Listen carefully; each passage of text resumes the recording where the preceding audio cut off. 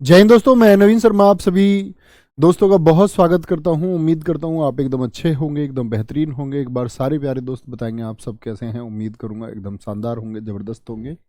और दोस्त, हम लोग इतिहास में दो सेगमेंट खत्म कर चुके थे आपका, जो थे आपका। एक तो हमने पढ़ा था इसमें आपका सबसे पहले प्राचीन इतिहास को,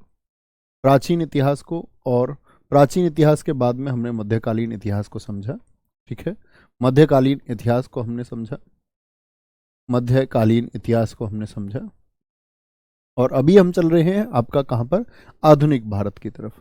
आधुनिक भारत से मतलब है बच्चे कि आधुनिक भारत का इतिहास जो शुरू होता है वो शुरू होता है औरंगजेब की मौत के बाद से। तो औरंगजेब की मौत के समय पर क्या घटनाएं देश में हो रही थी, उसी को लेकर के आधुनिक इतिहास शुरू होता है। तो मुझे बताएं एक बार, औरंगजेब की जो मौत हुई वो कब हुई थी? औरंगजेब के शासनकाल की बात बताएंगे मुझे। औरंगजेब का शासनकाल कब से कब तक रहा ये भी बता सकते हैं।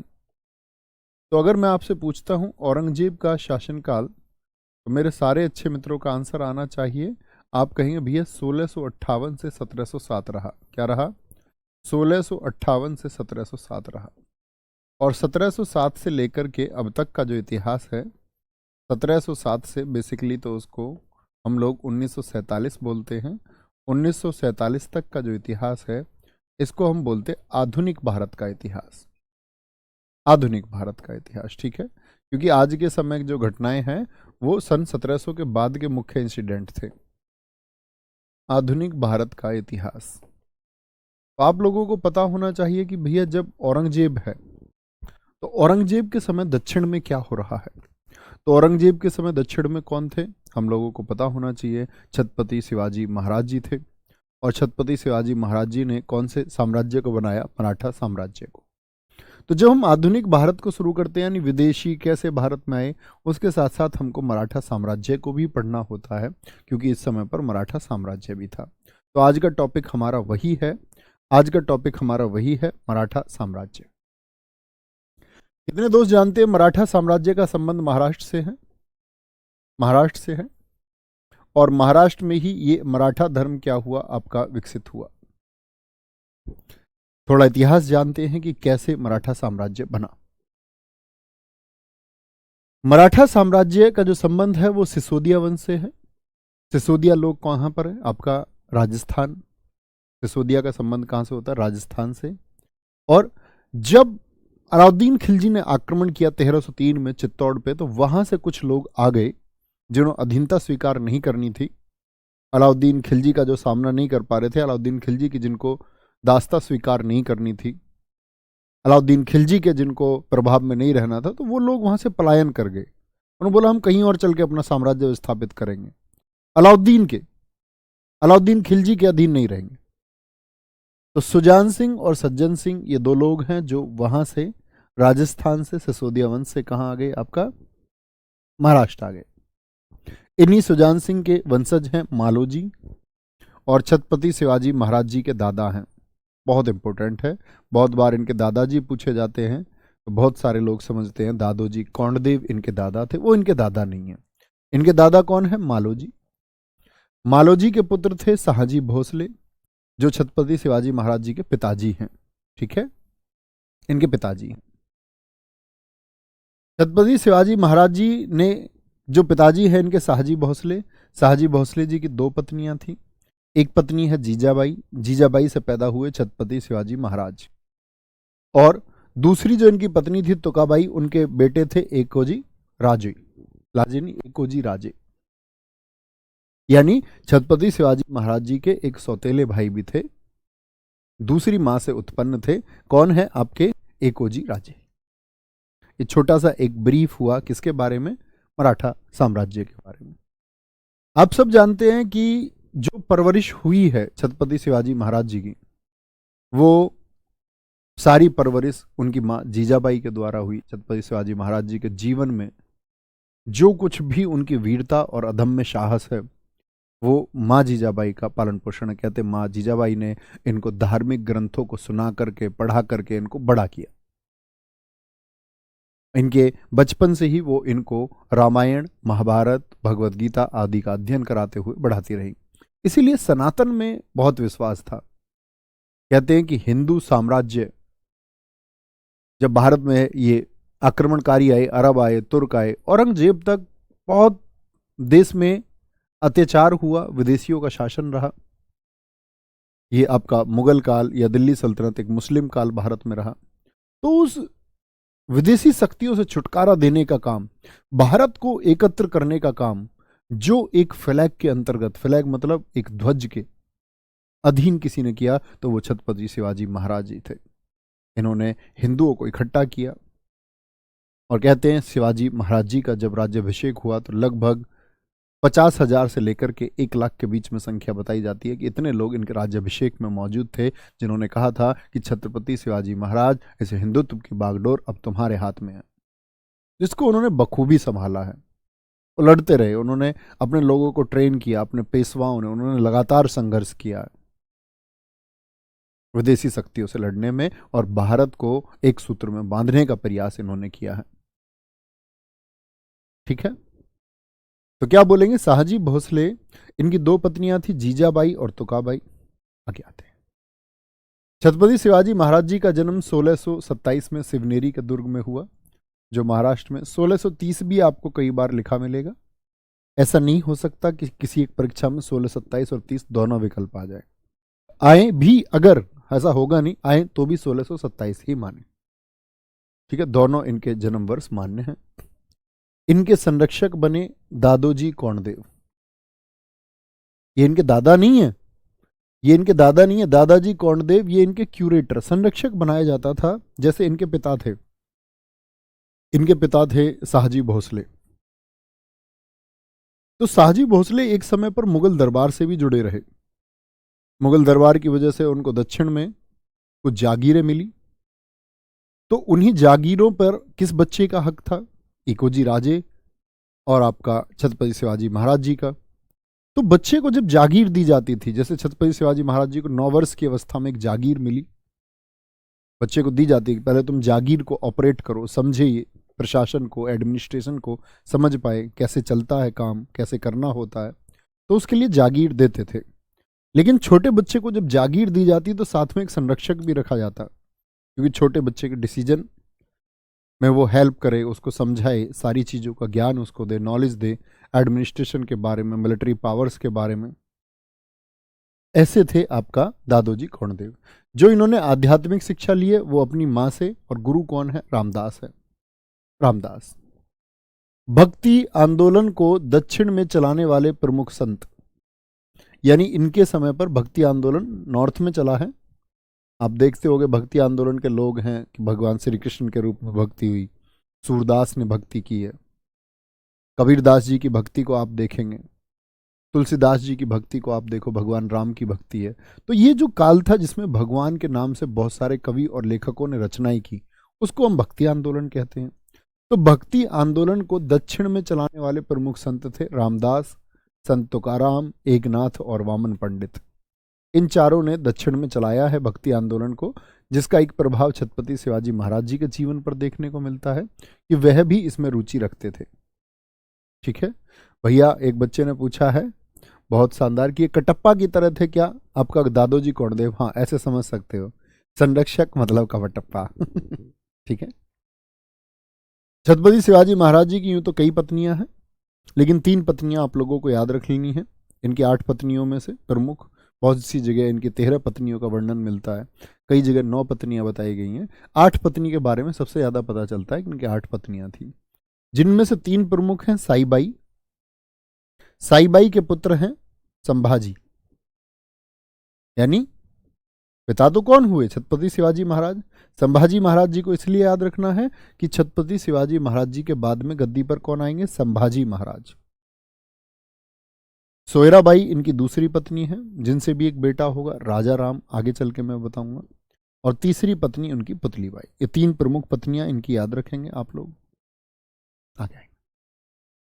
अब बात होती है छत्रपति शिवाजी महाराज जी बड़े होते हैं। बड़े होते हैं तो वहां पर एक इंपॉर्टेंट बात है उनकी, ये तो राज्याभिषेक उनका अंत का है, बीच की घटनाएं मैं आपको बताऊंगा। शिवाजी का राज्याभिषेक 2 बार सन 1674 में हुआ। कहां पर? रायगढ़ में। बहुत इंपॉर्टेंट डेटा है, यही इनकी क्या थी, इन्होंने इसको राजधानी भी बनाया। रायगढ़ को ही इन्होंने क्या बनाया था, कैपिटल बनाया था, राजधानी बनाया। 2 बार राज्याभिषेकों में, एक तो गंगा भट्ट ने इनका राज्याभिषेक कराया वैदिक विधि से, जो धार्मिक अनुष्ठान होता है उस विधि का पालन करके कराया। निश्चलपुरी गोस्वामी ने जादू टोने वाला, यानी कि तांत्रिक विधि वाला इनको राज्याभिषेक कराया। ठीक है। छत्रपति शिवाजी महाराज जी के प्रमुख अभियानों में अगर हम बात करते हैं, प्रमुख अभियान कौन कौन से हैं, अब यहां पर देखना, इन्होंने रोहिदेश्वर दुर्ग पर सबसे पहले नियंत्रण किया। कौन सा दुर्ग? रोहिदेश्वर दुर्ग। ये सब महाराष्ट्र के दुर्ग रहेंगे। कभी पूछा भी जाए कि रोहिदेश्वर दुर्ग कहाँ है, बहुत प्रश्न भी पूछा जाता है। महाराष्ट्र में है। कहाँ पर था? पुणे में। और ये आदिल शाह के नेतृत्व में था, तो आदिल शाह से इन्होंने इसको ले लिया। दरअसल में इन्होंने पहले डिमांड की आदिल शाह से कि ये दुर्ग मुझे दे दो, ये किला मैं अपने अधीन रखूंगा, लेकिन उसने कहा नहीं, किला तुमको नहीं देंगे। और फिर बाद में इन्होंने आदिल शाह के ही मंत्रियों को खरीद लिया कूटनीति से। तो उसने जब अपने मंत्रियों से पूछा कि क्या इस तरह का डिसीजन हमको करना चाहिए, तो उन सब ने कहा हाँ, ये किला हमको दे देना चाहिए। तो आदिल शाह से पहले उन्होंने ये रोहिदेश्वर दुर्ग को लिया है। रोहिदेश्वर दुर्ग के बाद में, तुरंत बाद में, रोहिदेश्वर दुर्ग के तुरंत बाद में तोरण का किला, ये 1646 की घटनाएं हैं दोनों। 1646 में तोरण का किला अपने अधीन किया। मुगलों का नेतृत्व हुआ करता था, मुगलों का नियंत्रण हुआ करता था इस किले पर इनायत खां पर। क्या बोलेंगे? इनायत खां पर। तो इनायत खां से इन्होंने क्या कर लिया, इस किले को अपने कंट्रोल में ले लिया। 1647 में सिंहगढ़ का किला जीता, यानी किले जीतते जा रहे हैं, अपने साम्राज्य को बढ़ा रहे हैं। रायगढ़ को राजधानी बनाया 1656 में। 1659 में प्रतापगढ़ का किला जीता। किरसनजी भास्कर को अफजल खां ने शिवाजी के पास दूत बनाकर भेजा। 1659 में अफजल खां की हत्या शिवाजी ने कर दी। ये इंपॉर्टेंट ईयर है, कहानी को समझे। मैंने कहा छत्रपति शिवाजी महाराज जी जन्म हुआ 1627 या 1630, तो 9 वर्ष की अवस्था में जागीर मिलती है, और 16 वर्ष की अवस्था में अपने विजय अभियानों को, अगर 1627 सही माने तो 19 वर्ष की अवस्था में अपने विजय अभियान शुरू करते हैं। सबसे पहले रोहिदेश्वर दुर्ग, तोरण का किला उन्होंने जीता। फिर सिंहगढ़ का किला, उसी के बराबर में किला था, उसको अपने अधीन कर लिया। रायगढ़ को अपनी कैपिटल बना लिया। तो शिवाजी की जब पॉपुलैरिटी बढ़ी,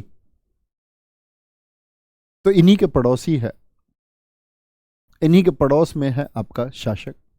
आप लोग जानोगे जब मैं आपको बहमनी साम्राज्य पढ़ाऊंगा या दक्षिण के राजवंश आपको पढ़ाऊंगा, तो इनके पड़ोस में हैदराबाद भी एक पनपा था। हैदराबाद चिंकलिच खां के द्वारा जो स्थापित किया गया। अवध इन्हीं के समय पर विकसित हुआ था। मोहम्मद शाह रंगीला, मैंने बताया था कि मोहम्मद शाह रंगीला 1722 के आसपास, यानी कि मैं बात करूं छत्रपति शिवाजी की मृत्यु के लगभग 40-45 साल बाद में ये छोटे छोटे राजवंश उदय में आए थे। लेकिन इनका जो पड़ोसी है अफजल खां, अफजल खान दरअसल में एक सैन्य कमांडर है आदिल शाह का। और आदिल शाह को जैसे ही पता चलता है कि शिवाजी महाराज मेरा अपोनेंट या प्रतिद्वंदी कल बन सकता है, तो वो अपने सैन्य कमांडर अफजल खां से कहता है कि जाके शिवाजी का कुछ इंतजाम करो। भैया जागीर क्या होता था? जागीर बच्चा कुछ गांवों को मिला के कहते थे। उसमें क्या होता था कि जागीर जो होती थी, जैसे मैंने बता दी 100 गांवों की एक जागीर, तो 100 गांव इनके अधीन रहते थे कि यहां पर जो भी टैक्स आएगा उसको वसूलने का काम ये प्रमुख व्यक्ति करेगा। तो जागीर गांवों को कहते हैं बहुत सारे। आयशा खान, बहुत धन्यवाद बच्चों। क्या बोलोगे? किरसन जी भास्कर को अफजल खान ने पहले भेजा, किरसन जी भास्कर जाओ बात करके आओ, लेकिन बहुत इसको डांटा गया, डपटा गया किरसन जी भास्कर को। अफजल खान समझ गए छत्रपति शिवाजी महाराज अब संधि नहीं करेंगे इससे, ना इसकी बात सुनेंगे। तो इसने प्रस्ताव भेजा कि अकेले अकेले मिलेंगे, बिना हथियार के मिलेंगे। आप लोगों ने शायद छोटी कक्षाओं में सुनी हो कहानी। एक मीटिंग करनी है। अफजल खान 6.5 फीट का आदमी था। छत्रपति शिवाजी महाराज जी हाइट में छोटे हैं, और हाइट से छोटे होने से कुछ नहीं होता।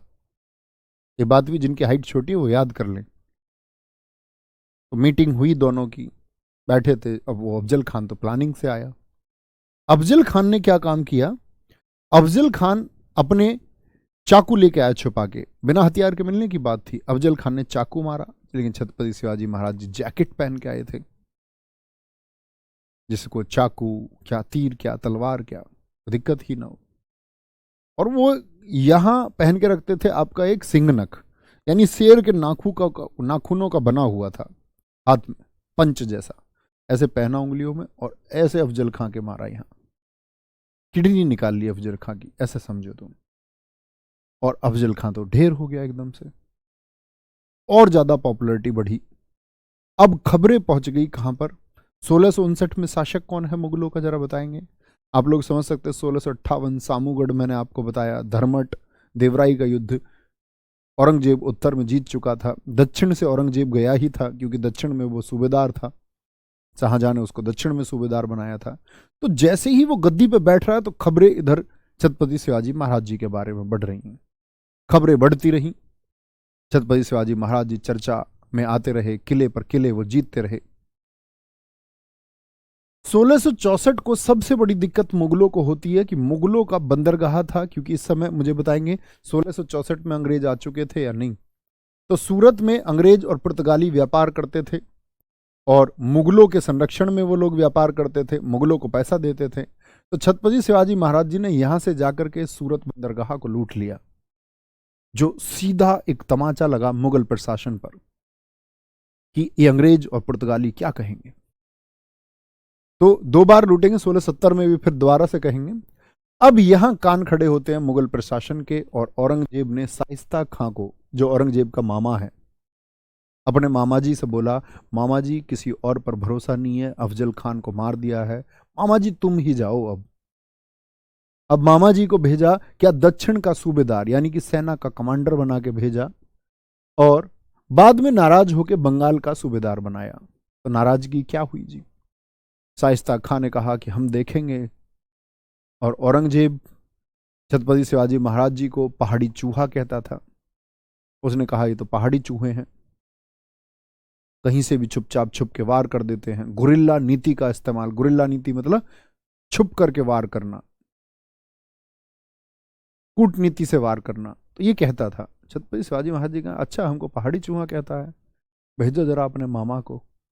मामा आया सेना वेना लेके, मामा ने शिविर लगा रखे हैं, टेंट वेंट लगा रखे थे मामा ने मजबूत तरीके से, कि कल छत्रपति शिवाजी महाराज जी से लड़ेंगे, युद्ध करेंगे कोंढाणा। लेकिन रात को छत्रपति शिवाजी महाराज जी आ गए, बोले तुमको आने की जरूरत नहीं है, मैं ही आ जाता हूं। जो वहां शिविर में तलवार चली है, शाइस्ता खां की कान कट गई, नाक कट गया, भागा बेचारा। औरंगजेब से कह रहा तू पागल है, कहां भेज दिया। औरंगजेब को भी गुस्सा आया कि मामा तुझे जिम्मेदारी दी थी, तू एक काम कर, तू बंगाल जा, तेरा कोई काम नहीं है साउथ में, खुद भी मरेगा, हमको मरवाएगा। 1665 में पुरंदर की संधि हुई, यानी कि मुगलों ने बहुत प्रयास किए, और यहां पर मिर्जा जयसिंह को मिलाकर के एक संधि हो ही गई। छत्रपति शिवाजी महाराज जी को बहुत बड़ी सेना के द्वारा घेर लिया गया। यहां छत्रपति शिवाजी महाराज जी ने सरेंडर करना ही सही समझा। तो यहां पर छत्रपति शिवाजी महाराज जी से कहा 5 लाख हूण वार्षिक देने होंगे। हूण एक करेंसी थी, ठीक है, करेंसी थी कि 5 लाख हूण दोगे हर साल के। और 35 किले थे उस समय पर जो इन्होंने जीत लिए थे, इसमें से 23 किले दे दिए। 35 में से 23 किले मुगलों ने ले लिए कि इनसे जो टैक्स आएगा वो हम रखेंगे, तुम नहीं रखोगे। यानी कितने किले बचे छत्रपति शिवाजी महाराज जी के पास, सिर्फ 12 किले। और सफर ऐसे शुरू नहीं होगा, 12 से 300 किलो जीते हैं इन्होंने, 12 के बाद में 300 किले इन्होंने जीते भी। संभाजी को 5000 का मनसब बनाया, और मुगलों ने एक शर्त तय की। संभाजी कौन है, छत्रपति शिवाजी महाराज जी के बेटे हैं। 5000 का मनसब, मनसब प्रथा आप जानते ही हैं, कि सेना में एक पद दिया, और कहा कि संभाजी जो है अब मुगलों के लिए सेवा करेंगे, इनकी जो सेवा रहेगी, निष्ठा रहेगी, वो मुगलों के प्रति रहेंगे, ये हमारी नजरों में यहां रहेंगे और तुम वहां रहो। तो छत्रपति शिवाजी महाराज जी को यहां घेरा गया, ठीक है। और साथ में एक प्रॉमिस लिया गया इनसे, छत्रपति शिवाजी महाराज से बहुत पूछा जाता है कि पुरंदर की संधि में किसके खिलाफ सहयोग की बात की गई थी, बीजापुर, क्योंकि दक्षिण में बीजापुर जो कर्नाटक है, कर्नाटक जो था, कर्नाटक के लोग भी विरोधी थे किसके? मुगलों के। जो बीजापुर के लोग थे वो मुगलों के विरोधी थे, और यहां इधर मराठा साम्राज्य था। तो मुगल सीधे जाकर के वहां नहीं लड़ सकते थे, इसीलिए इन्होंने मुगलों ने आपका मराठाओं से कहा कि अगर कभी भविष्य में हमारा बीजापुर से संघर्ष होता है तो तुम उसमें हमारा साथ दोगे। इनका ठीक है, साथ देंगे। सर जी तानाजी कौन है? बेटा आएंगे अभी तानाजी। ये देखो आपने नाम लिया और आ गए। 1670 में जो सिंगड़ किला अधीन कर लिया था मुगलों ने अपने, उस सिंगल किले को फिर से इन्होंने जीता और सूरत को फिर से लूटा 1670 में। अगर पूछे छत्रपति शिवाजी महाराज जी ने सूरत को कब लूटा, तो हमारा आंसर आएगा 1600। लेकिन पूछ ले पुनः कब लूटा, फिर से कब लूटा, तो फिर से क्यों लूटा इनको? आपका क्या बोलेंगे? फिर से लूटा 1670 में। सिंगड़ किले का ही पुराना नाम कोंढाणा था। इस अभियान को छत्रपति शिवाजी के मुख्य लोग तानाजी मालसुरे और उनके भाई सूर्याजी मालसुरे ने कहा। तानाजी मूवी शायद आपने देखी होगी, बहुत बच्चा इसीलिए पूछता भी है। तानाजी एक सैन्य कमांडर थे, बहुत विश्वसनीय थे मराठा साम्राज्य के और विशेषतः छत्रपति शिवाजी महाराज जी के। क्योंकि छत्रपति शिवाजी महाराज जी ने छत्रपति की उपाधि तो बहुत बाद में धारण की। छत्रपति का मतलब होता है कि एक ऐसा छत्र जिसको अन्य उनके पड़ोसी सब लोग स्वीकारें और उनको नेतृत्व दे दे, लीडरशिप दे दे, जी आप आगे चलिए। समझे मोहित? 1674 में यहां पर राज्याभिषेक कराया और छत्रपति की उपाधि धारण की, और साथ में हिंदुओं के सरदार बने तो हैंदव कहा गया। कहते हैं छत्रपति शिवाजी महाराज जी से लोगों को इतनी उम्मीद थी कि सब लोग, सारे हिंदू लोग हाथ जोड़ के खड़े हुए इनके सामने कि तुम हमारे लीडर हो, तुम हमारा नेतृत्व करोगे। छत्रपति शिवाजी महाराज जी ने अपनी बच्चे जो नेवी है, नौसेना है, उसको भी विकसित किया था। इसीलिए शिवाजी महाराज जी को फादर ऑफ इंडियन नेवी कहा जाता है। और इनको जो लीड करते थे इनकी नेवी को, वो दरिया सारंग नामक एक व्यक्ति था, वह लीड करता था। ठीक है। छत्रपति शिवाजी महाराज जी द्वारा लगाए गए टैक्स कौन कौन से थे? तो क्या बोलेंगे? 74 कर। इसका मतलब था कि भाई जो तुम प्रोडक्शन करते हो उसका 1/4 यानी कि 25% मराठा प्रशासन को दो, क्योंकि तुम सब लोगों की सुरक्षा की जिम्मेदारी हमारी है। और साथ में जो उनकी पर्सनल इनकम होती थी उसका 1/10 यानी कि 10%। ये क्या होता था? सरदेशमुखी। एमटीएस में दोनों बार पूछा गया, इस बार सीएचएसएल में पूछा गया कि मराठा शासन द्वारा 25% कर कौन सा लिया जाता था। तो 25% मतलब 1/4, चौथ है। और सरदेशमुखी क्या है? 1/10। समझे इस बात को? राज्याभिषेक में उपाधि की हमारे छत्र के, हम किसके छत्र के अधीन है? छत्रपति शिवाजी महाराज जी के। तुम हमारा आश्रय हो, तुम्हारा आसरा है, हिंदू धर्म को तुम लीड करोगे। जो पतन हो रहा है, जो विदेशी आक्रमणकारी आ रहे हैं, इनसे लड़ने का जो नेतृत्व है, जो संघर्ष है, उसका नेतृत्व तुम करोगे। इसीलिए हम तुम्हारे छत्र के अधीन और तुम हमारे छत्रपति हो। और छत्रपति किस बात के? क्योंकि हिंदुओं का नेतृत्व कर रहे हैं, इसीलिए हैंदव है। ठीक है। तो दोनों टैक्स से आपको पता होने चाहिए। इसके बाद में सबसे इंपॉर्टेंट पर्सन मराठा साम्राज्य में यहां से बनते हैं आज के छत्रपति शिवाजी महाराज जी का अष्टमंडल। कोर्ट के पीना होगा। अष्टमंडल का मतलब था कि इन्होंने 8 प्रमुख मंत्रियों की एक कमेटी बनाई। जो लोग 8 लोग छत्रपति शिवाजी महाराज जी के सबसे करीब थे। लोग क्या, पद की बात करेंगे, पोस्ट की बात थी। पोस्ट तो लीड करना क्या होता है? लीड बच्चे नेतृत्व को बोलते हैं, लीडर, नेता। छोटी सी बात नहीं जानते। ठीक है। तो शिवाजी का जो अष्टमंडल था उसमें आपका पेशवा सबसे प्रमुख पद था। पेशवा, इसको आप पीएम समझ सकते हो, सबसे प्रमुख पद था। सरे नौबत इन सेना का सेनापति था। ममुआदार अमात्य था। और बच्चे जो आपकी आज की पीडीएफ है ना, वो थोड़ी आपको लेट मिलेगी, क्योंकि जो बच्ची वो नोट्स लिखती है उसकी आज काउंसलिंग है, थोड़ा उसके कॉलेज का है, वो शाम तक मिलेगी आपको आज, है ना। कभी सोचो कि भैया लेट क्यों हुई। वाक्यान्वीस, सुरूनवीस, क्या बोलोगे? ममुआदार अमात्य मंत्री को कहते हैं। वाक्यान्वीस गुप्तचर विभाग, जो इंटेलिजेंस डिपार्टमेंट था, जासूस थे इनके अपने। सुरूनवीस आपका पत्राचार, जो अन्य अन्य पड़ोसी राज्यों से संबंध या आपका जो भी कम्युनिकेशन होता था उसको देखता था। दबीर ये विदेश मंत्री था, ठीक है, यानी कि अन्य देशों के साथ में भी संबंध बनाने का प्रयास इनके द्वारा किया गया, इस पद से पता चलता है। पंडित राव जो दान और धार्मिक कार्य को देखता था। और आठवां था इनके यहाँ न्यायाधीश, आठवां था न्यायाधीश।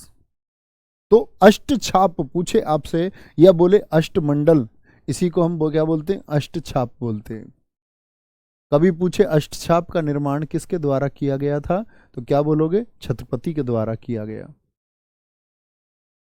छत्रपति शिवाजी महाराज जी के द्वारा किया गया। दक्षिण से नेतृत्व कर रहे हैं, ठीक है, बहुत बढ़िया, वेरी गुड वेरी गुड।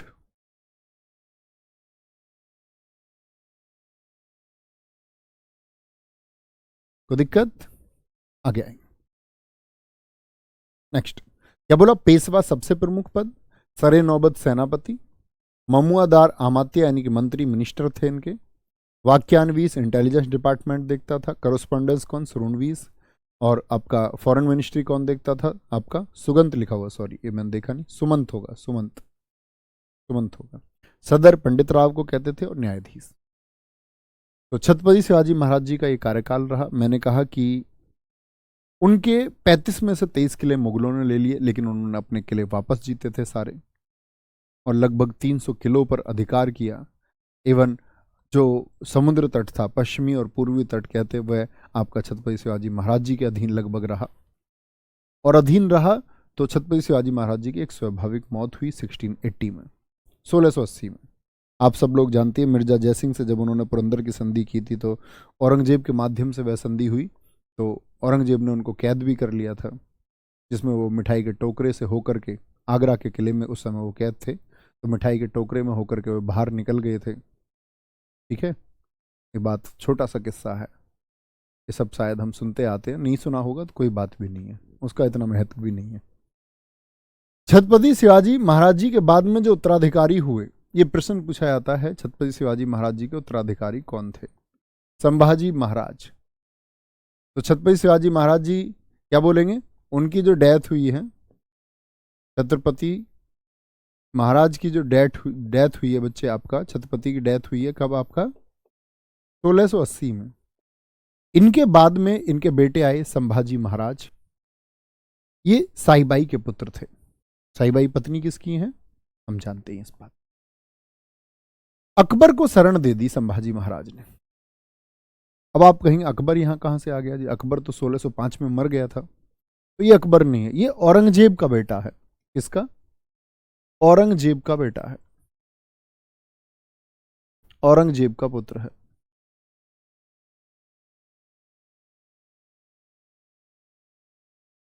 तो ये औरंगजेब के खिलाफ एक विद्रोह करता है, तो औरंगजेब इसको मारने के आदेश देता है। तो अकबर को पता चलता है कि भाई अभी मुझे पास जो जगह है बचने की, वो सिर्फ एक है कि मैं दक्षिण भाग जाऊं, और वह भाग करके आ जाता है कहां पर? संभाजी महाराज के हैं। संभाजी महाराज जो उस समय पर मुगलों के साथ जुड़े हुए थे, तो अंततः उन्होंने मुगलों का साथ छोड़ दिया और वो यहाँ लीड करने लग गए, और साथ में मुगलों का साथ तो छोड़ा, मुगलों का जो विरोधी है उसको जगह भी दे दी, जगह भी दे दी। और संभाजी महाराज जी ने बहुत अच्छी लीडरशिप की है 9 साल तक। अच्छी गुफाओं का निर्माण किया, सैन्य संचालन किया, विद्वान भी थे, बहुत कम उम्र में बहुत अधिक भाषाओं का ज्ञान इनको था। कहते हैं कि लगभग 13 भाषाओं का इनका ज्ञान था। इनकी रचनाओं में प्रमुख है बुद्ध भूषण और नक्सिक। नक्सिक की रचना संभाजी महाराज ने की। इनके सलाहकार थे कवि कलश। इन्होंने जो आपका औरंगाबाद, जिसको आज हम संभाजी नगर के नाम से जानते हैं, वो पहले औरंगाबाद था, औरंगजेब ने उसका नाम किया था। तो औरंगाबाद का किला भी लूटा था इन्होंने, और हुसैन अली को वहां पे हराया, जो एक मुगल प्रशासक था। अब होता क्या है, इन सारी घटनाओं से कौन है शासन पर इस समय? औरंगजेब। औरंगजेब को पता चला कि यार हमारे लोगों से छीन भी रहे, औरंगाबाद का किला भी जीत लिया है, और हमारे जो बेटा है अकबर, हमारा विद्रोही है, उसको उसने शरण भी दे दिया। लेकिन औरंगजेब कोई क्लू नहीं ढूंढ पाया, कोई ऐसी चीज औरंगजेब नहीं ढूंढ पा रहा था कि जिसके दम पर वो उनको ढूंढ पाए, क्योंकि संभाजी महाराज एक जगह रुक ही नहीं रहे थे। लगातार अभियान चल रहे थे, दो हजार के सैनिक टुकड़ियों में अलग अलग थे। कहते हैं जो छत्रपति शिवाजी महाराज जी ने गुप्तचर व्यवस्था बनाई थी, उसका सबसे बेहतरीन लाभ संभाजी महाराज जी ने उठाया। संभाजी महाराज जी लगभग एक किले में 2000 सैनिकों के साथ रुके हुए थे, लेकिन इन्हीं के साले, संभाजी महाराज जी के साला है गनोजी सिरके ने गद्दारी कर दी और संभाजी महाराज जी का पता औरंगजेब की सेना को दे दिया और लगभग 30,000 सैनिकों ने घेर लिया। यहां पर इनको बंदी बना लिया गया, और बंदी जब बनाया गया तो दबाव एक ही था कि आपको इस्लाम स्वीकार करना होगा। छत्रपति संभाजी महाराज जी कहते कि 40 दिन तक छत्रपति शिवाजी महाराज जी ने पहले इनके नाखून उखड़वाए, फिर इनके बाल उखड़वाए, कहते फिर इनकी थोड़ी थोड़ी खाल उतारनी शुरू की, फिर रोज इनका एक अंग काटा जाने लगा। और संभाजी महाराज जी के बारे में कहते औरंगजेब रोज जाता सामने और कहता कि इस्लाम स्वीकार है या नहीं है। एक एक अंग कटाता रहा इनका, एक एक अंग, अंत में धड़ बचा। अंत में एक स्टेटमेंट आता औरंगजेब का। औरंगजेब के 4 बेटे थे। औरंगजेब ने यहां पर एक बात कही थी कि तुम ये स्वीकार करते हो या नहीं, तो तब भी इन्होंने कहा कि नहीं। कहा कि अब अंतिम अंग है, इनकी गर्दन धड़ से काट दी जाए, तो गर्दन काट दी गई संभाजी महाराज जी का। इसलिए उनका हिंदुत्व में बहुत प्रतीक है कि अपने धर्म के प्रति उनकी कितनी आस्था थी। लेकिन यहां पर औरंगजेब ने एक स्टेटमेंट दिया कि संभाजी महाराज, मेरे 4 बेटों में से अगर एक भी तुम्हारे जैसा होता तो मैं पूरे हिंदुस्तान को गुलाम बना लेता, पूरे हिंदुस्तान को। ऐसा स्टेटमेंट दिया, मतलब वह भी प्रभावित हुआ। तो दिक्कत, एक बच्चा कह रहा सर जी औरंगजेब कहां से आ गया, औरंगजेब तो पहले ही मर गया था। बेटा वर्ष तो देख लो, औरंगजेब 1707 में मरा, क्लास के शुरुआत में ही बताया है। इतने अल्पबुद्धि बच्चे कैसे हो सकते हो तुम? 1707 है, 1680 से 89 है। 1689 में क्या औरंगजेब नहीं है? मूर्ख बच्चे। ठीक है, क्या समझेंगे? तो यहां पर ये 1689 में संभाजी के बेटे थे साहू जी, ये औरंगजेब ने इनको कैद कर लिया अपने यहां, छोटे बच्चे थे। संभाजी ने जो आपका अष्ट छाप था उसको समाप्त कर दिया था, 8 मंडल, जो 8 मंत्री थे उसको। अब आते हैं तीसरे छत्रपति, थर्ड छत्रपति कौन हुए, यानी वर्ष कौन सा आ गया? 1689 और सन 1700। ये है राजा राम। माता कौन है? सोयराबाई। यानी पिता कौन होंगे इनके, राजा राम के? राजा राम के पिता थे छत्रपति शिवाजी महाराज। अभी मैंने बताया संभाजी की माताजी का क्या नाम था, संभाजी जो है उनकी माताजी का क्या नाम था? तो वो आपका साईबाई के पुत्र हैं, साईबाई के। राजा राम अब गद्दी पे आया, किसका बेटा है? सोयराबाई का, यानी इनकी दूसरी पत्नी का बेटा। एक पत्नी का बेटा पहले आ गया संभाजी महाराज, और अभी राजा राम। राजा राम की शादी हुई थी किससे? पत्नी है राजा राम की ताराबाई। राजधानी रायगढ़ से बदल के सतारा किसके समय पर की गई? किस छत्रपति के समय? राजा राम। राजा राम लगभग बीमार आदमी है, बहुत बीमार रहा है। जब गद्दी पर बैठा तब बीमार, और सन 1700 में जब मरा तो बीमारी की वजह से ही मरा। तो बीमारी की वजह से ही मरा। तो बीमारी की वजह से जैसे ही मरा तो राजा राम का बेटा है, क्या बोलोगे? चौथा छत्रपति कौन बनता है? शिवाजी द्वितीय, जिसके पिता कौन है? राजा राम। माता कौन रही होंगी जरा बताएंगे? राजा राम, और माता है इसकी ताराबाई। मैं आपसे एक संबंध पूछना चाहूंगा बच्चे, मुझे बताएं आप लोग कि ये जो शिवाजी द्वितीय है इसका छत्रपति शिवाजी महाराज जी से क्या संबंध है? क्या लगेगा ये उनका?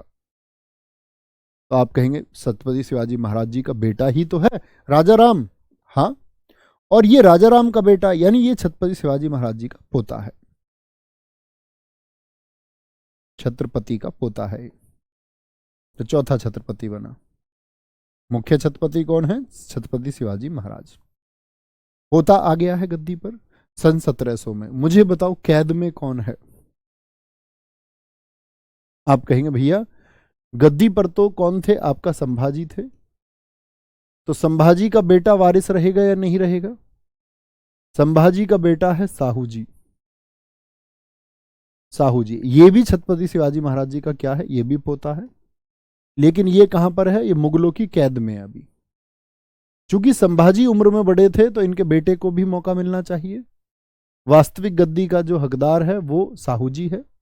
क्योंकि साहू जी कैद में है और मराठाओं ने उनको छुड़ाने का भी कोई प्रयास नहीं किया, क्योंकि इनका पूरा ध्यान गद्दी पर है। और राजा राम की मौत के बाद में ताराबाई संरक्षिका बनके, कटप्पा बनके अपने बेटे का, जब वो 4 साल का है, उसको गद्दी पर बिठा देती हैं। यानी चौथा छत्रपति कौन बना? चौथा छत्रपति कौन बना? बोलेंगे एक बार, क्या बोलेंगे? आप कहेंगे जी चौथे छत्रपति बने हमारे कौन? शिवाजी द्वितीय। सन 1707 में औरंगजेब की मौत हो जाती है, और मौत जब हुई तो मराठा साम्राज्य किसके हाथ में है? मराठा साम्राज्य किसके हाथ में है? क्या बोलोगे जी? 1707 तक संरक्षिका बनी हुई है ताराबाई। बहुत बार प्रश्न पूछा जाता है औरंगजेब की मौत के समय मराठा साम्राज्य को कौन लीड कर रहा था? कुछ बच्चों ने, बहुत सारे बच्चों ने पोता आंसर दिया रिलेशन का। कुछ दोस्तों ने, मेरे ने नाती निकाल लिया। नीले दिल और भेज रहे हैं कुछ दोस्तों, नाती निकाल के और नीले दिल। नाती बेटा लड़की का पुत्र होता है। छत्रपति शिवाजी महाराज जी की लड़की का मैंने कहीं पर वर्णन किया है। आप रीजनिंग कैसे करके आएंगे? ऐसे सीखते हो रीजनिंग? नाती के लिए पहले पुत्री का तो वर्णन आना चाहिए। कहीं पर मैंने छत्रपति शिवाजी महाराज जी की पुत्री का जिक्र किया? मैंने तो कोई नाम नहीं लिया, वर्णन ही नहीं आता। गलती नहीं करनी है मित्र। तो मौत हो जाती है, तो यहां पर 5वें छत्रपति साहू जी महाराज बने। क्यों? साहू जी महाराज तो कैद में थे, तो साहू जी महाराज जी को कैद से छोड़ दिया गया। साहू जी महाराज जी को कैद से आजाद किया मुअज्जम ने। मुअज्जम कौन है? बहादुर शाह प्रथम था। याद है सन 1707 औरंगजेब के बाद में शाह ए बेखबर, जूलियाना का किस्सा जो मैंने सुनाया था आपको, तो बहादुर शाह जो मुअज्जम है उसने कैद से छोड़ दिया। इसने क्यों छोड़ दिया? इसने एक चालाकी की। इसने बोला, इसने सोचा कि भाई दक्षिण में कौन है? दक्षिण में अभी ताराबाई है। इसको पता था अगर मैं साहू जी को यहां से छोड़ दूंगा, दिल्ली से, आगरा में थे बेसिकली, साहू जी को मैं यहां से छोड़ूंगा तो साहू जी क्या करेंगे इस समय छूट करके? वो जाएंगे अपना अधिकार मांगेंगे कि मेरे पिता संभाजी महाराज जी की गद्दी थी, मुझे दीजिए। मांगेंगे अपना हक या नहीं मांगेंगे जाकर के? तो इसको पता था कि मेरा काम आसान हो जाएगा, ये जाकर के जाएंगे और भिड़ेंगे। बहुत सारे लोग इनके पक्ष के रहेंगे जो कहेंगे हाँ जी हक साहू जी का है। बहुत सारे लोग ताराबाई के पक्ष के होंगे क्योंकि वो अभी गद्दी पर है, कहेंगे नहीं जी ताराबाई का है। तो इसने कहा क्यों ना इन दोनों को लड़ने दूं और फिर इसको टेक ओवर कर लूं सारे को। तो सन 1707 में उत्तराधिकार का युद्ध हुआ। किस किस के बीच में? साहू जी और ताराबाई के बीच में। साहू जी किसके बेटे हैं? संभाजी के। ताराबाई किसकी मां है? शिवाजी द्वितीय की, जो बेटा है राजा राम का। यानी थे तो दोनों पोते ही, थे तो दोनों पोते ही। कहने का मतलब है ये इनकी आंटी लगती हैं ताराबाई। आंटी और भतीजे का संघर्ष हुआ। ठीक है, क्या बोलेंगे? और इसमें किसकी जीत होती है? साहू जी की जीत होती है। और साहू जी 1707 से लेकर के 1749 तक छत्रपति रहा। 1749 के बाद में फिर छत्रपति रामराण, जिसको हम रामराज के नाम से भी जानते हैं, ये आपका छत्रपति बन गया था। छत्रपति मतलब अब जो मराठा साम्राज्य है उसके नेता कौन है? वो छत्रपति हैं। समझे बात को? कोई परेशानी इस बात में? तो कहने की बात है कि जो छत्रपति शिवाजी महाराज थे, जितना बेहतरीन शासन उन्होंने किया, उससे भी 9 साल तक मुगलों के सामने घुटने नहीं टेके किसने? संभाजी महाराज जी। लेकिन मित्र कहते हैं कि बाद के जो छत्रपति हुए, छत्रपति क्या है? एक टाइटल है। बाद के जितने भी मित्र छत्रपति हुए वह अपने साम्राज्य को बढ़ाएंगे तो सही, लेकिन वह स्वयं कैपेबल नहीं होंगे, स्वयं मजबूत नहीं होंगे, वह अब पेशवाओं का सहारा लेंगे।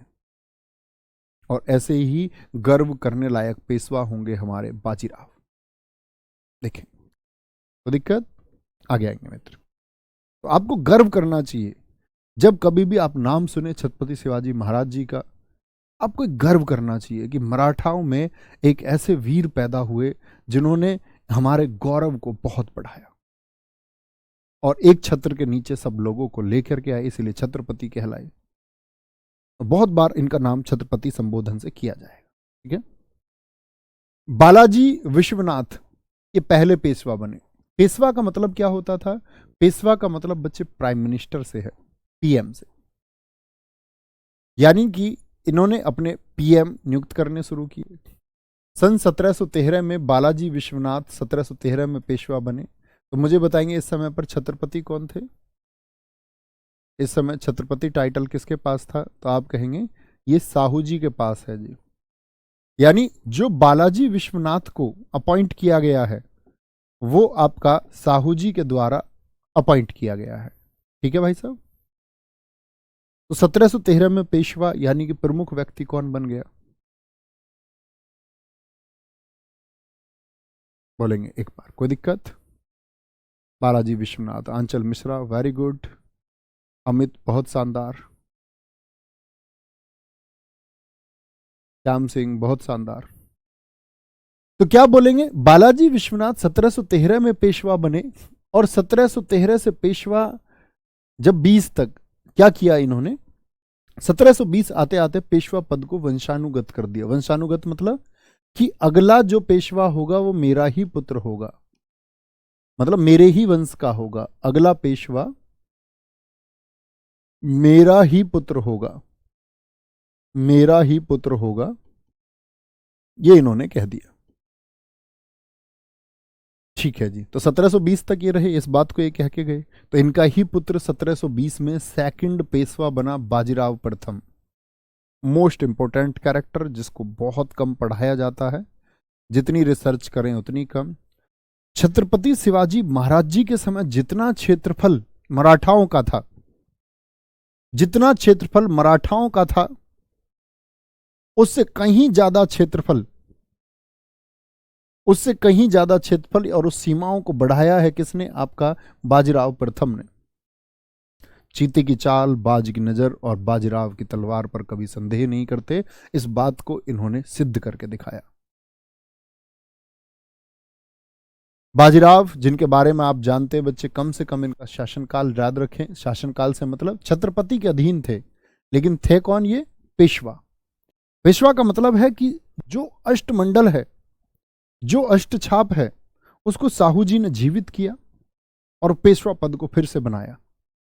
और क्योंकि पेशवा पद आप जानते हैं उस अष्टछाप में सबसे बड़ा पोस्ट था, तो सबसे बड़ा पोस्ट किसके पास था?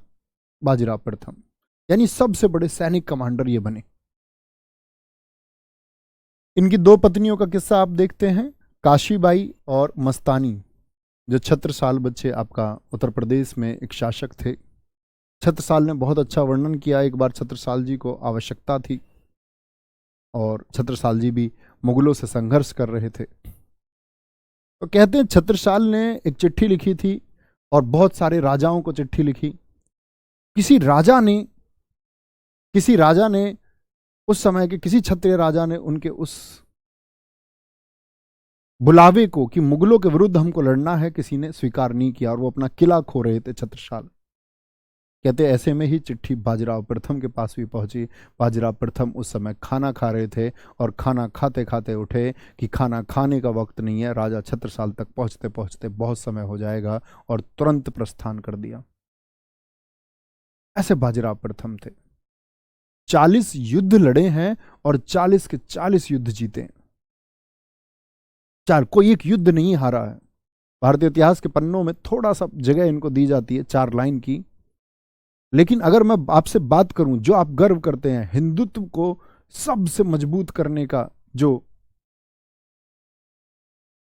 टैग हमको देना चाहिए, वो ये सीमाएं इन्होंने बढ़ाई थी। यही वो आदमी है जिसने दिल्ली को जीता, यही वो आदमी है जिसने पुर्तगालियों को हराया। उस समय की सभी हैदराबाद की जो उस समय उभरती हुई शक्ति थी, जिसको अन्य कोई नहीं हरा पा रहा था, उस हैदराबाद की शक्ति को इन्होंने हराया। पत्नी काशीबाई पहली पत्नी थी, बाद में छत्रसाल की पुत्री मस्तानी से भी इन्होंने शादी की।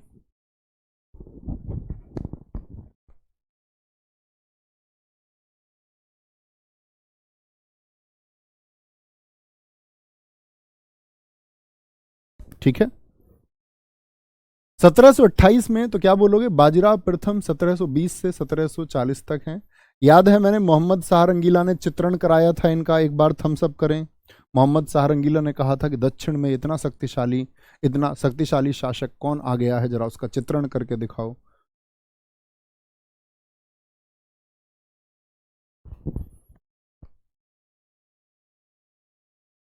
बोलेंगे पाल खेड़ा का युद्ध 1728 में हुआ।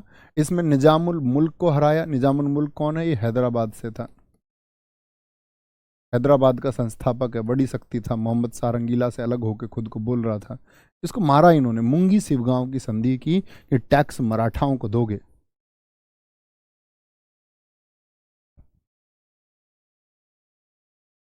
हाँ, वो बिल्कुल मस्तानी का ही डायलॉग है, जो मस्तानी दरबार में जाती है तो अन्य सब लोग कहते हैं कि मस्तानी एक्सेप्ट नहीं करेंगे, हम दूसरी शादी लेकर के लाए हो, मस्तानी को इस घर की दुल्हन नहीं बनाया जा सकता। तभी मस्तानी कहती है किसकी तलवार पर सर रखूं, यह बता दो मुझे, इस करना अगर खता है तो सजा दो मुझे।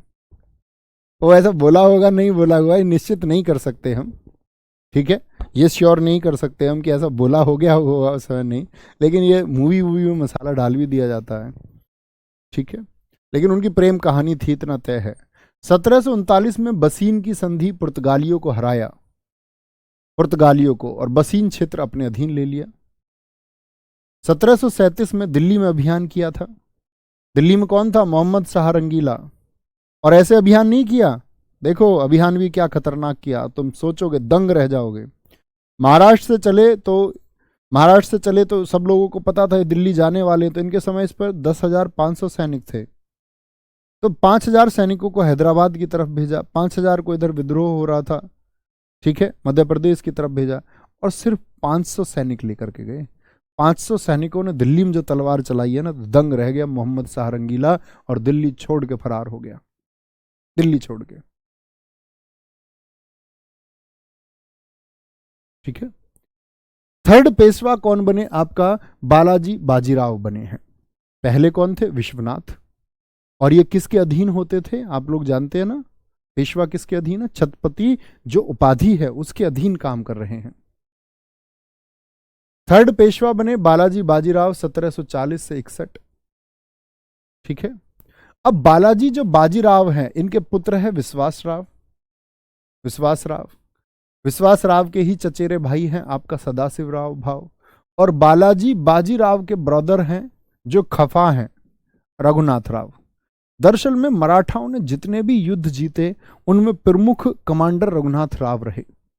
तो रघुनाथ राव भी यह सोचते थे कि एक दिन गद्दी मुझको भी मिलेगी, मैं भी डिजर्व करता हूं गद्दी, और जिसके अंदर बच्चे पोटेंशियल होता है वह बिल्कुल डिजर्व भी करता है, तो उसको मिलना चाहिए, तो मिलना चाहिए, लेकिन रघुनाथ राव जी को नहीं मिला। बालाजी बाजीराव ने बात कर दी कि उनके पुत्र विश्वास राव जो होंगे वह अगले सरदार होंगे। तो इनको तो अपना हक मरता हुआ दिख रहा था, तो यहां पर इनको दिखा कि मैं अब कैसे कैसे अपने इन भाइयों को सबक सिखाऊं जो मेरी योग्यता पर सवाल उठा रहे हैं। तो ये ईस्ट इंडिया कंपनी के पास चले गए, यार मुझको ये मराठा साम्राज्य चाहिए, कैसे भी दिलाओ, ठीक है, कोई दिक्कत। सर आपने 1720 से 1740 होगा यार, इतनी छोटी चीजें कर लिया करो सॉरी, मेरी गलती है, आगे आएंगे, कोई दिक्कत। तो यहां पर क्या होगा कि यहां पर ईस्ट इंडिया कंपनी से जाकर के ये सौदा कर लेंगे, और जो बसीन क्षेत्र है जो पुर्तगालियों से छीना है उसको बोलेंगे कि अगर तुम मुझे मराठा का सरदार बनाते हो, छत्रपति तुम मुझको बनाते हो, तो फिर जो अधिकार होंगे मैं वो तुम्हारे फेवर में करूंगा, ईस्ट इंडिया कंपनी से ऐसा कहते हैं ये, ठीक है। यहां पे आएंगे भैया, मस्तानी हिंदू थी कि मुसलमान थी, बड़े प्रश्न चिन्ह है, ज्यादातर तर्क यही है कि मस्तानी हिंदू ही थी। बहुत सी जगह उनको मुस्लिम दिखाने का प्रयास किया गया है, ठीक है, तो बोलेंगे एक बार तो पानीपत का तीसरा युद्ध हुआ, बड़ा महत्वपूर्ण है बच्चे। पानीपत का थर्ड युद्ध ये समझेंगे 1761 का। मुझे बताओ नादिर शाह भारत कब आया था? सारे दोस्तों का आंसर चाहता हूं। नादिर शाह जो भारत से कोहिनूर लूट के ले गया, आप कहेंगे मोहम्मद शाह रंगीला के समय 1739 में आया। 37 में बाजीराव प्रथम गए थे और नादिर शाह ने आके फिर दिल्ली को लूटा। तो नादिर शाह जब दिल्ली आया तो 1739 में वापस चला गया। दिल्ली लगभग खोखली हो चुकी थी। इतनी लूट दिल्ली के साथ हुई कि 8 बार हर दूसरे वर्ष में लगभग दिल्ली को लूटा गया। अहमद शाह अब्दाली अब से पहले भी दिल्ली आ चुका था, लेकिन इस बार अहमद शाह अब्दाली को चैलेंज किया मराठों ने। अहमद शाह अब्दाली जब भारत आता है दोस्त, तो मराठे कहां पर हैं? दक्षिण में। और अहमद शाह अब्दाली कहां? अफगानिस्तान से आया दिल्ली के लिए। समझना सारी कहानी। पानीपत का तीसरा युद्ध हुआ 14 जनवरी 1761। इसकी तारीख तय हुई है, इसकी तारीख तय हुई है। तो इस तिथि में दोस्त आपको एक बात समझनी होगी कि यहां पर जब दिल्ली में ये युद्ध हो रहा है, मराठा यहां से चले और 1 लाख की सेना लेकर के चले। कितनी सेना? 1 लाख सेना महाराष्ट्र से। और मराठों ने कभी सोचा ही नहीं था कि वह इतनी कमजोर या कोई शक्ति उनको हरा सकती है इस समय, क्योंकि मराठा पावरफुल थे, बड़ी सेनाएं उनके पास थी। उन्होंने कभी सोचा ही नहीं कि हम हारेंगे। तो इनके साथ लोग भी हो लिए कि हम चल रहे हैं, उत्तर भारत के मंदिर बहुत प्रसिद्ध हैं, उधर मंदिर देख के आएंगे। ये लोग 5 लाख लोग हो गए। 5 लाख लोग जो जा रहा है, युद्ध को युद्ध नहीं समझ रहे, खेल समझ रहे हैं। कह रहे अहमद शाह अब्दाली को मारेंगे जाके। जो अहमद शाह अब्दाली है मित्र, उसका अहमद शाह अब्दाली का जो साथ दिया है वो दिया है आपका नजीब खान ने रोहेलखंड क्षेत्र से। सुजाउद्दौला जो अवध का नवाब था, ये अहमद शाह अब्दाली के साथ में हो गए कि मराठों को मिलके हराएंगे। मराठाओं की भूल क्या है? 30 वर्ष का बिना सैन्य अनुभव वाला सदाशिव राव तो इनका सेनापति है, और 20 साल के विश्वास राव, जिसको एक्सपीरियंस के लिए भेजा गया है कि युद्ध में कुछ एक्सपीरियंस ले लेगा, एक्सपीरियंस ले लेगा। तो बड़े मजे से जा रहे हैं, इन्होंने सोचा ही नहीं हम युद्ध हारेंगे। यहां पर बाबा सूरजमल का नाम आता है। बाबा सूरजमल जो आगरा मथुरा के क्षेत्र में थे, यहां पर मराठाओं से उनकी मुलाकात होती है। वे मराठाओं से कहते हैं कि चलते हैं हम साथ में। तो यहां पर सदाशिव राव भाव का एक स्टेटमेंट है। सदाशिव राव भाव ने कहा था कि यदि तुम भी जाकर के अहमद शाह अब्दाली की सेना के साथ मिल जाओ तो भी हमें हराने में कोई दिक्कत नहीं होगी। तुम यहां पर स्तर समझ सकते हो ईगो का, घमंड का। और यही सूरजमल जाट थे जिनको हम जाटों का प्लेटो कहते हैं। जाटों का प्लेटो, क्योंकि ये जब युद्ध को हार गए, इस युद्ध का हार क्या हुआ कि क्या बोलोगे आपका, इस युद्ध का 14 जनवरी को जो ये युद्ध हुआ, इसमें 2 दिन बाद, क्या बोलोगे, लगभग 2 दिन में 2 लाख लोग मारे गए। 2 लाख लोग। कारण क्या था इसमें? जो ये लोग लड़े, दिल्ली महाराष्ट्र से लोग गए, तो इन्होंने यहां टेक ओवर किया। जो खाने की सप्लाई थी उसको ही इन्होंने रोक दिया। खाने की सप्लाई पर ही नजीब खां और सजाउद्दौला अवध के जो दोनों लोग थे, उन्होंने यहां मराठों की सप्लाई ही बंद कर दी। भूख से तिलबलाए हुए, भूखे लड़े। और मराठा युद्ध को जीत रहे थे। ऐसा नहीं था कि इतनी बड़ी सेना होने के बाद हार गए, युद्ध को जीत रहे थे। लेकिन बीच युद्ध में विश्वास राव हाथी से कहीं गायब हो गए। तो सदाशिव राव को लगा कि विश्वास राव मारे गए इस युद्ध में।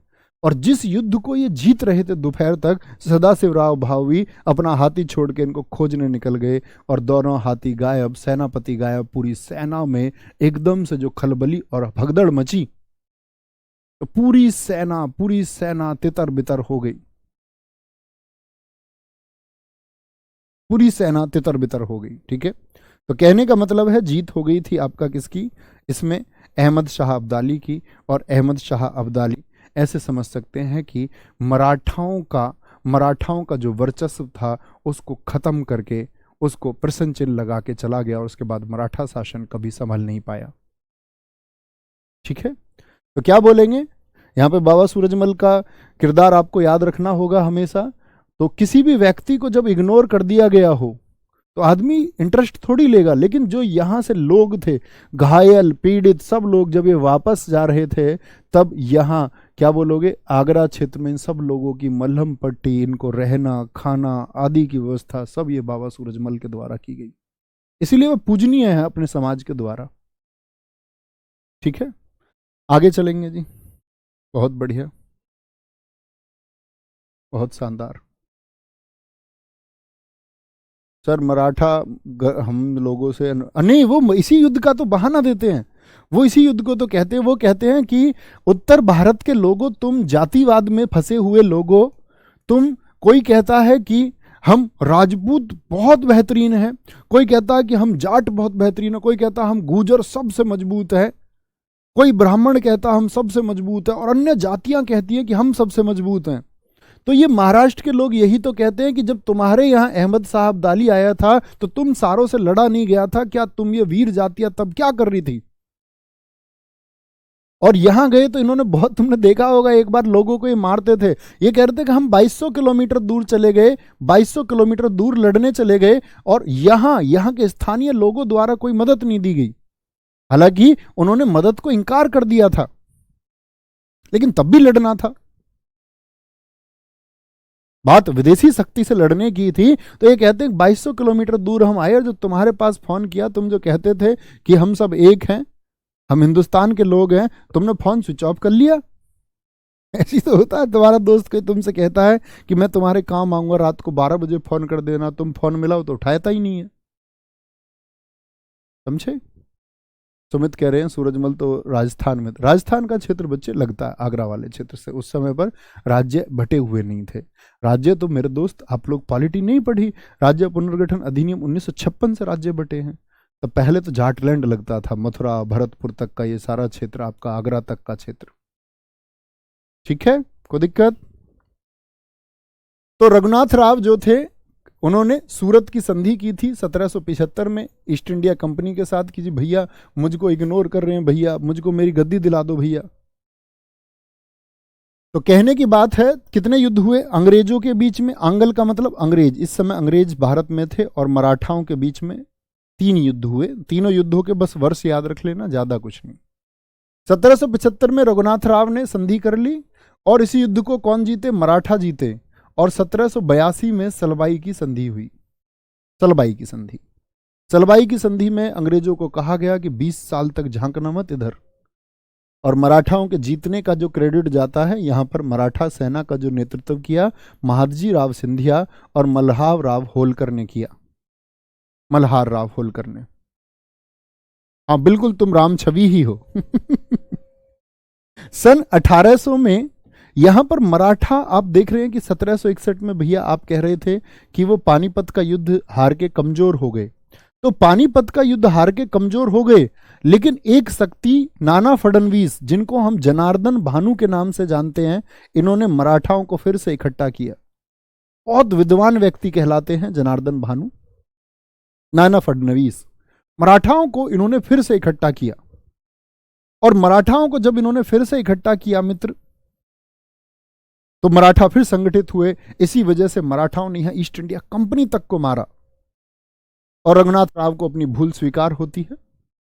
उसने कहा है तो बेकार यार, ईस्ट इंडिया कंपनी के चक्कर में पड़े, ये भी मार गए। आगे आएंगे।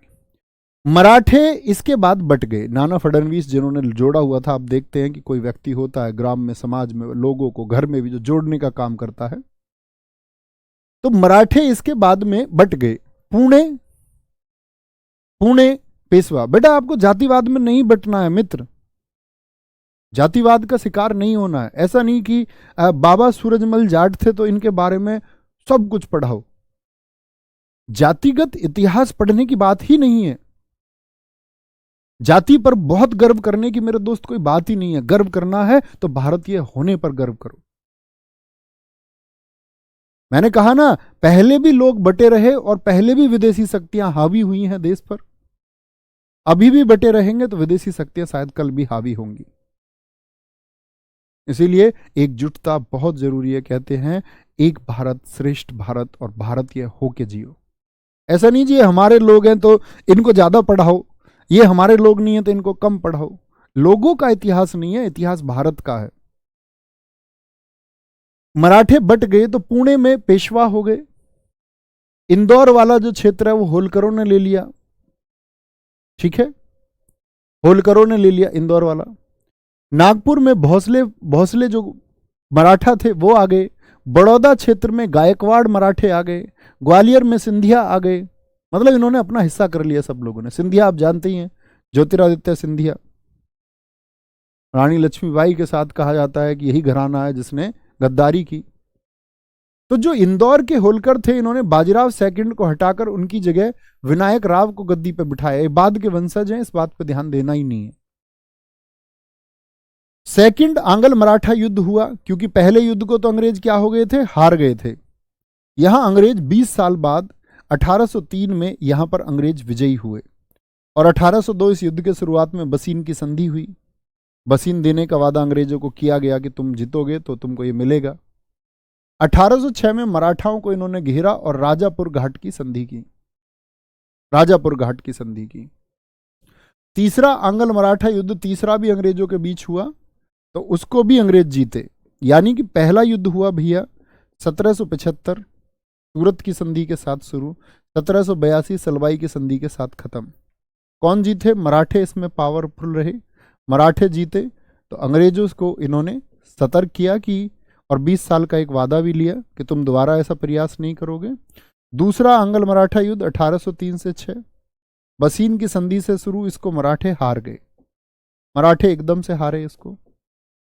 और तीसरा आंग्ल मराठा युद्ध ये हुआ दोस्त आपका 1817 से लेकर के 18। इसमें क्या हुआ, बाजीराव द्वितीय जो इस समय पर आपका बच्चे छत्रपति थे, उनकी पेंशन देकर के उनको विठुर यानी कानपुर भेज दिया गया, यहां से हटा ही दिया गया। और इनकी मौत हो गई बाद में 1853 में, ठीक है। इन्हीं के दत्तक पुत्र हैं नाना साहिब, तो पेंशन उनको भी मिलनी थी, धोंदू पंत को भी। लेकिन अंग्रेजों ने जो पेंशन रोक दी, तो इनके लोग, मैं बोलता हूँ ना 1857 की क्रांति हम पढ़ेंगे तो वहां पर जानेंगे। 1857 की क्रांति में एक कारण यह भी था कि नाना साहिब की पेंशन पर रोक लगा दी गई। तो कहने का मतलब है इनको कमजोर कर दिया गया। यही तीसरा आंग्ल मराठा युद्ध था जिससे पेशवा पद को खत्म कर दिया गया। क्या कर दिया गया? पेशवा पद को क्या कर दिया गया? खत्म कर दिया गया। कहने का मतलब है मराठा प्रशासन 3 आंग्ल मराठे युद्धों में एकदम से कमजोर होकर खत्म हो गया। समझे जी? कोई दिक्कत? ऋतुराज गायकवाड़ जो है जी, हाँ ऐसे समझ सकते हो, अच्छा तरीका है जोड़ने का। कोई दिक्कत, कोई परेशानी? बोर्ड पीडीएफ हर रोज मिलती है दोस्त, बोर्ड पीडीएफ हर रोज मिलती है। तो कल हम चलेंगे आपका किधर? विदेशियों के आगमन की तरफ। भारत में जो विदेशी आए हैं उस विदेशी आगमन की हम बात करेंगे, फिर अंग्रेजों की बात करेंगे, और फिर भारतीय स्वाधीनता संग्राम की बात करते हुए ऐसे चढ़ेंगे। ठीक है, रिवीजन हर रोज मित्र करना है, बहुत अच्छे से करना है। ख्याल रखिए अपना बहुत सारा। जय हिंद, जय भारत, जय मां सरस्वती। भैया जी एक चीज देख लो, जनार्दन आपने गलत लिख दिया, देख लेते हैं, हो सकता है लिख दिया हो। क्या हो गया? हाँ मैंने जरनादन भानु लिख दिया, जरनादन भानु लिख दिया, जनार्दन भानु होगा मित्र। वेरी गुड, बहुत शाबाश, सॉरी। थैंक यू, मिलते हैं कल, जय हिंद।